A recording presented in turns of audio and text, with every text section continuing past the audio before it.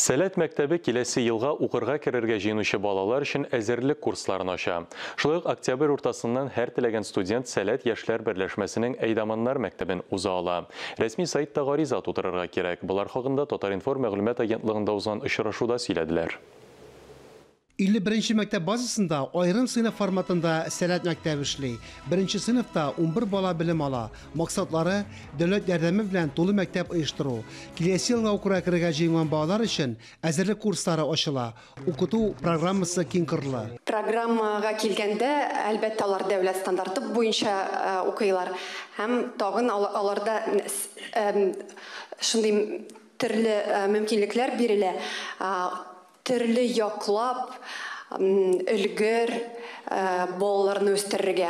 Өстәмә дәресләр дә бар, мәсәлән, хореографиядан, вокалдан, изодан. Дәресләр татар һәм рус телләрендә уза. Инглиз теле фән буларак өйрәтелә. Укыту процессы Сәләтнең барлык базаларында үтә.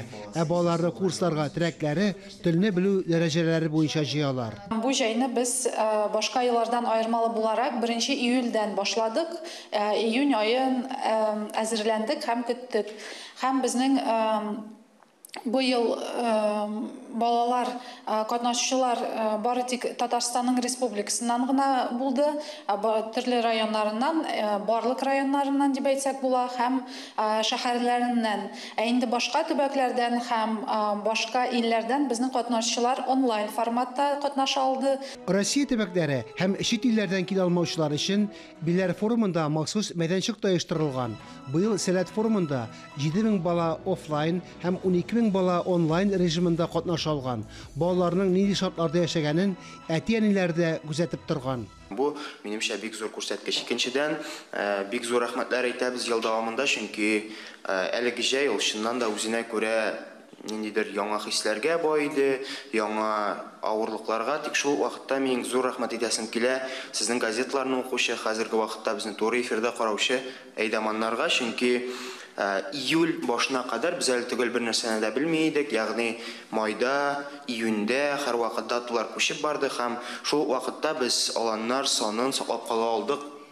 Почти саклап кала алдык дип әйтсәк була, чөнки безнең регионнарда узучы аланнар гына үткәрелмәде. Калган аланнарның барысы да тулы форматта узды һәм мин кемгә беренче чиратта рәхмәтемне әйтәсем килә, ул да Әйдаманнарга, чөнки алар ахыргача бер нинди эшләренә дә ташланмыйча, теге аланнар булмый, мин киттем дип әйтмичә, безнең аланнарга бардылар һәм үз эшләрен югары дәрәҗәдә бик яхшы башкардылар. Шуңа күрә беренче чиратта менә аларга зур рәхмәт. Сәләт белемгә, фәнгә тартылган. Акыл сәләтләрен төрле бәйгеләрдә, олимпиадаларда күрсәткән балаларны барлау, сайлау, үстерү мохиты. Ул Татарстанның барлык районнары, Россиянең дистәләгән төбәге, якын һәм ерак чит илләрдә яшәүче, татар телендә аралашучы һәм татар телен өйрәнергә теләүче яшьләрне берләштерә. Фәнис Мөхәммәтов, Татарстан яңалыклары.